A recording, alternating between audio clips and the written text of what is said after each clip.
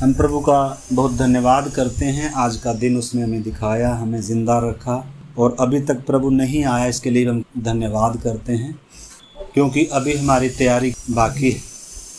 आप सब ने पिछले दिनों से समाचार सुना है। हमारे उत्तराखंड में धराली गांव, उत्तरकाशी का एक गांव है, वो पूरा गांव बाढ़ में बह गया। बड़ी बड़ी बिल्डिंगें थी, बड़े बड़े होटल थे, बाजार था, लोग चहल पहल कर रहे थे, होटलों में घरों में लोग काम कर रहे थे। किसी को भी मालूम नहीं था कि हमारी ज़िंदगी चंद मिनटों की है। आपको मालूम है कितने सेकंड लगे? मात्र 30 सेकंड लगे।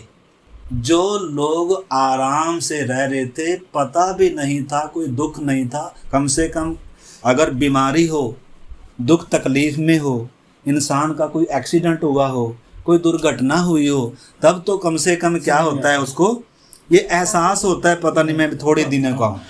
लेकिन ये तो क्या थे, ठीक ठाक थे ना। और एक अजीब बात जो हमारे लिए, जो हमें बार बार सोचना है उस बात पर, जिन लोगों को मालूम हो गया, जो दूर थे, जिन्होंने देख लिया दूर से कि वो विपत्ति आ रही है, वो लोग चिल्ला रहे थे, ढोल बजा रहे थे, सीटियां बजा रहे थे, कैसे न कैसे हमारी आवाज़ इनके कानों में पहुंच जाए और ये इससे पहले कि नाश हो जाए, उससे पहले बच जाएं। ये सच्ची घटना है। वचन कहता है, परमेश्वर का क्रोध तो उन सब लोगों की अभक्ति और अधर्म पर स्वर्ग से प्रकट होता है, जो सत्य को अधर्म से दबाए रखते हैं। तो ये जो दुर्घटनाएं होती हैं, भूकंप हो, भूडोल हो, बाढ़ हो, ऐसी ऐसी आपदाएं हो, ये भी परमेश्वर ही आने देता है। दुनिया से बात करता है, लोगों से बात करता है इन घटनाओं के द्वारा। जैसे सुसमाचार के द्वारा बात करता है, ऐसे ही परमेश्वर इन घटनाओं के द्वारा दुनिया से क्या कर रहा है? बातें कर रहा है। तो क्या बात कर रहा है? जो लोग मतलब अपने बिजनेस में, अपने व्यापार में, अपने काम में, शहर बाजार में, दिनचर्या में अपने क्या हैं, व्यस्त हैं, चंद सेकंड में क्या हो गए? मिट्टी में दफन हो गए। जिंदा कितने अभी भी जिंदा किधर हैं? जिंदा तो नहीं होंगे, वो क्या हो गए? सब मर गए। रो रहे हैं उनके परिवार के लोग, रिश्तेदार लोग, पूरा परिवार ही, पूरा गांव क्या हो गया? बह गया। आपको मालूम है नूह के समय भी जल प्रलय आएगा कर कर किसको मालूम था? नूह को मालूम था। नूह लोगों को बता रहा है, भाई अचानक ही एक दिन क्या होने जा रहा है? जल प्रलय आएगी, विनाश आएगा, इसलिए जल्दी से क्या हो जाओ, सचेत हो जाओ। लेकिन लोगों ने क्या नहीं किया? सुना नहीं। और उसके बाद हम देखते हैं लूत के समय भी यीशु ने कहा है, जैसे नूह के दिनों में था, ऐसा मनुष्य के पुत्र का आना भी होगा। जैसे लूत के दिनों में हुआ था, लोग शादी कर रहे थे, पार्टियां, बिजनेस, व्यापार, पेड़ लगा रहे थे, घर बना रहे थे।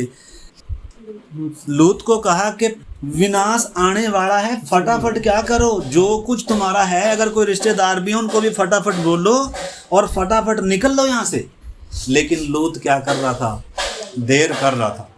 लेकिन किन को मालूम था? स्वर्गदूत देख रहे हैं कि स्वर्ग से आग गिर रही है, बस किसी भी क्षण नाश हो जाएगा। इसलिए उन्होंने क्या किया? फटाफट उनका हाथ पकड़ कर निकाला और बोला, पीछे मुड़कर नहीं देखना। लेकिन लूत की पत्नी ने क्या किया? पीछे मुड़कर देखा, नाश हो गई। उसी प्रकार इधर हमने देखा, उसमें आप देख सकते हैं, एक गाड़ी वाला था, उसका बाद में इंटरव्यू भी आया। वो कह रहा है कि मैं जब आवाज़ सुनी हमने, तो फटाफट हमने क्या किया, बहुत सारे लोग दौड़े। पता नहीं था क्या होने जा रहा है, लेकिन ये था भी जितने चिल्ला रहे हैं, कुछ ना कुछ दुर्घटना होने वाली है, या तो कोई बॉम्ब है या कुछ ना कुछ है। तो कह रहा है, मैं भी गाड़ी लेकर दौड़ा, तो आगे जाकर मैंने पीछे 500 मीटर आगे जाकर देखा, ऐसे देखा तो पीछे कुछ भी नहीं है, पूरा बाजार था, चहल पहल थी, बड़े बड़े बिल्डिंग, होटल थे। पीछे मुड़कर देखा, पूरा साफ। सोचो कैसा मंजर होगा। आज उधर क्या है? ढेर लगा और लोग भाग रहे थे, भागते भागते भी लोग क्या हो गए। आप नूह के समय को देखो, जब दरवाजा बंद हो गया। आपको मालूम है इस समय अनुग्रह का, उद्धार का दरवाजा खुला हुआ है, और थोड़े समय के लिए है। शायद आज बंद हो जाए, शायद कल बंद हो जाए, शायद 1 महीने बाद हो जाए, मतलब ये नहीं है, कोई डेट नहीं है उसकी, शायद आज इसी समय हो जाए। इस समय हम प्रार्थना कर रहे हैं, आराधना में बैठे, शायद इसी समय आधे रह जाएं और आधे गए, और उसके बाद जो विनाश आएगा कोई सोच भी नहीं सकता। ऐसा विनाश इंतजार कर रहा है धरती पर। धर्मी हाबिल के लहू से लेकर इस समय तक के धर्मियों के लहू का पलटा पृथ्वी के लोगों से लिया जाएगा।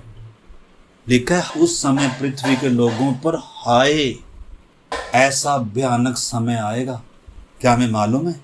बहुत सारे उद्धार के लिए क्या नहीं है। मतलब जैसे लूत के समय लोग क्या थे, अपने ही कामों में व्यस्त थे, बिजनेस में, व्यापार में। अरे बिजनेस व्यापार करो, वो सब चीज़ें हैं, लेकिन प्राथमिकता क्या है? परमेश्वर के साथ मेरा रिश्ता, परमेश्वर के साथ मेरा संबंध।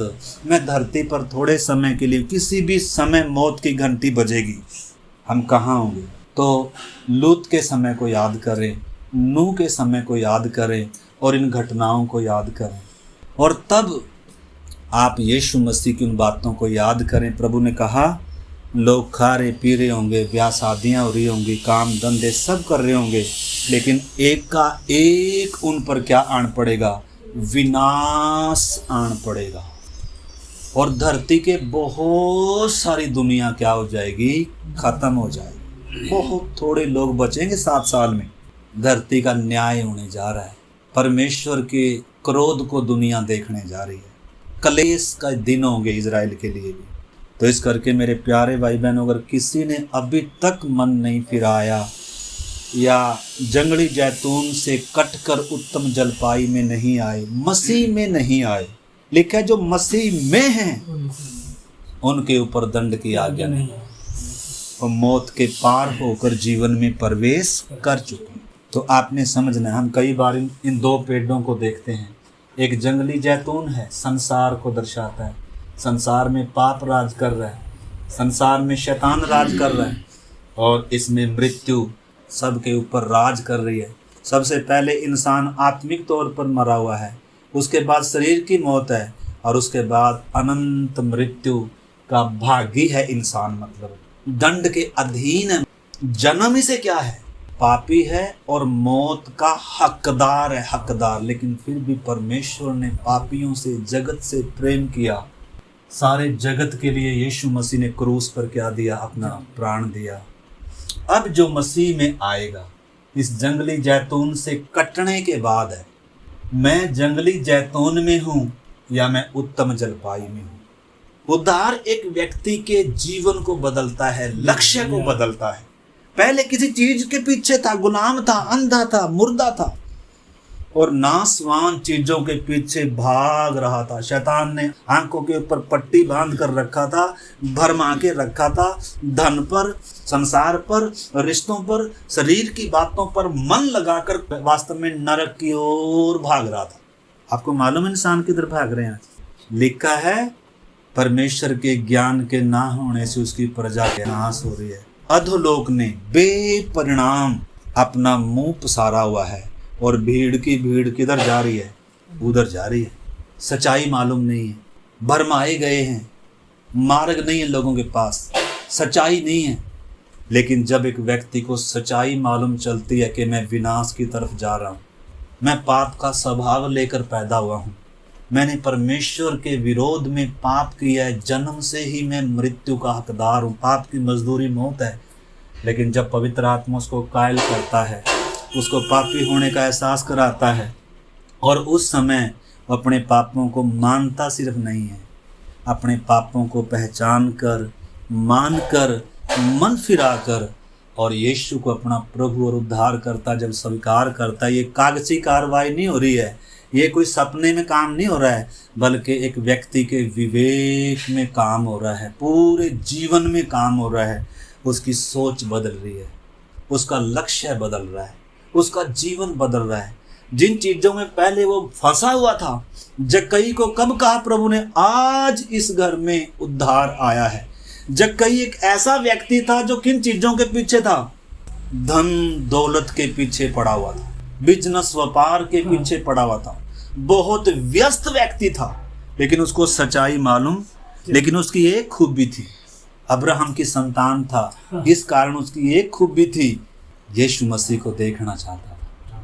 देखो, छोटी सी एक अंदर भावना, मालूम नहीं है उस इंसान को उसको कितना बड़ा उसके लिए क्या कर सकती है। छोटी सी तमन्ना, यीशु मसीह को देखना चाहता हूँ।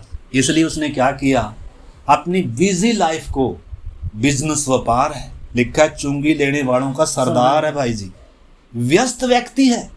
हम तो उतना है भी नहीं, फिर भी व्यस्त है। हमें तो कोई काम धंधा नहीं, फिर भी प्रार्थना के लिए, संगति के लिए, फिर भी संगति में क्यों नहीं जुड़े भाई? अरे क्या करे यार, जुड़ना तो था। ये देखो, इतना व्यस्त व्यक्ति, इसने अपनी दुकान क्या करी, बंद करी भाई जी। जबकि यीशु मसीह भीड़ में है और ये नाटा है, देख भी नहीं सकता। ये सोचकर नहीं बैठ गया क्या करूं प्रभु, मेरा मन तो है लेकिन बहुत मजबूर हूं। बहुत सारे सोचते हैं प्रभु जाना तो चाहता हूँ, संगति में प्रार्थना में आना तो चाहता हूँ, लेकिन क्या करूँ, तो प्रभु मेरी मजबूरी जानता है ना। बोले हाँ मैं जानता हूँ।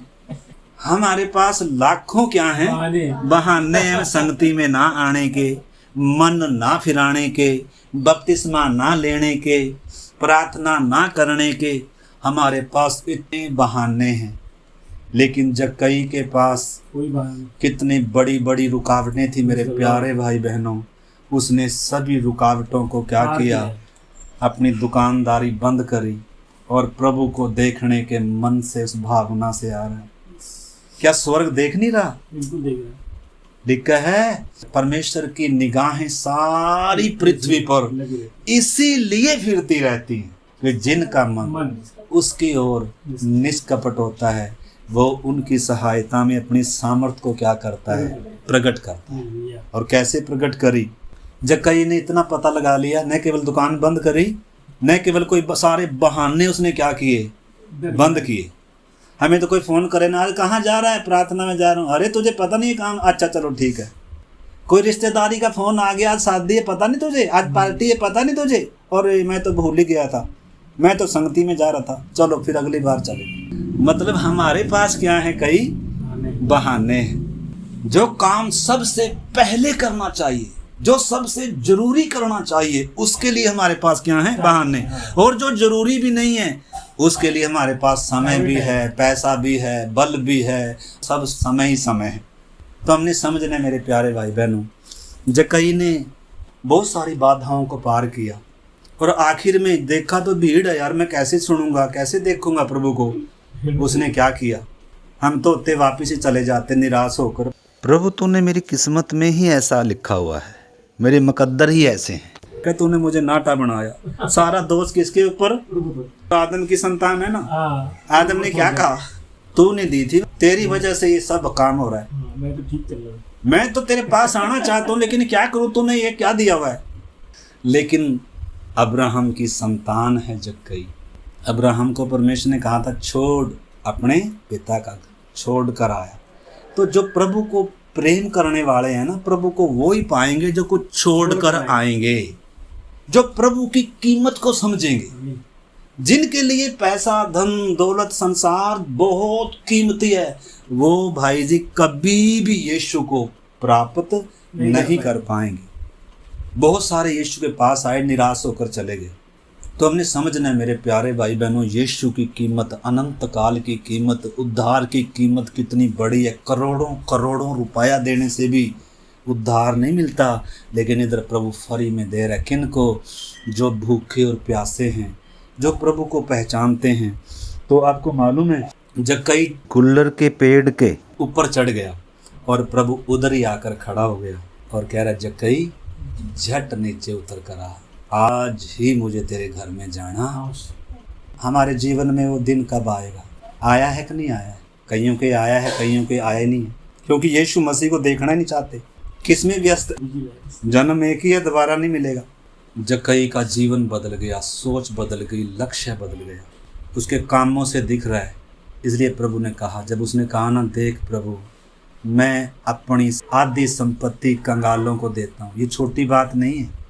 उद्धार इतनी बड़ी और इतनी कीमती चीज है, यीशु मसीह उसके सामने सब क्या लगता है, कूड़े के समान लगता है। दूसरों की जरूरतें दिखती हैं। एक धनवान भी आया था, उसको भी प्रभु ने बोला अपना सारा कुछ बेच कर कंगालों को दे दे, और तुझे क्या। देखो जो भी हम प्रभु के लिए छोड़ रहे हैं ना, या किसी को दे रहे हैं, उसका प्रतिफल है, उधर प्रतिफल है। प्रभु ने उसको कहा था किधर मिलेगा, उधर मिलेगा, 100 गुना मिलेगा। तो अपने बातों को समझना मेरे प्यारे भाई बहन। प्रभु का आगमन किसी भी क्षण हो सकता है, हमारी मौत किसी भी क्षण हो सकती है। समय भाप के समान है, जीवन मनुष्य का पानी के बुलबुले के समान है, हम छाया के समान है, यादगारी रह जाएगी। अब देखो ना, इस गांव में यादगारी रह रही, सारे वो देख देख के रो रहे, यहाँ एक गांव था, यादगारी है, ठीक है ना। तो जिन्होंने अभी तक उद्धार नहीं पाया, इन दिनों वो क्या करें, वो आपने समझना है। आप ऐसे नगर में रह रहे हैं, विनाश किसी भी क्षण आ जाएगा। आप ऐसे सदोम में रह रहे हैं, ये सदोम है, ये वो नगर है जो नाश होने जा रहा है। लेकिन फिलहाल सारा नाश नहीं होगा, इस पर सबसे पहले 7 साल का महाक्लेश आएगा, उसमें बहुत दुनिया खत्म हो जाएगी। 7 साल के बाद यीशु मसीह इस धरती पर धार्मिकता का राज्य स्थापित करेगा।